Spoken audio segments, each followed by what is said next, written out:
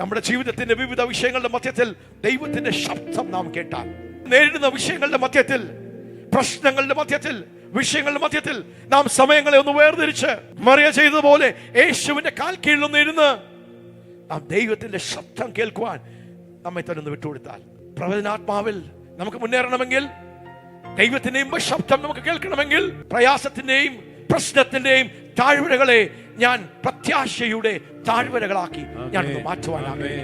എന്റെ ജനത്തെ ഞാൻ ആക്കോറിന്റെ അനുഭവത്തിലേക്ക് കൊണ്ടുപോകും. ദൈവം സംസാരിക്കുന്നു. നമ്മുടെ യൗവനക്കാരിൽ നിന്ന് എത്ര പേർക്ക് ദൈവ ശബ്ദം കേൾക്കുവാൻ കഴിയും?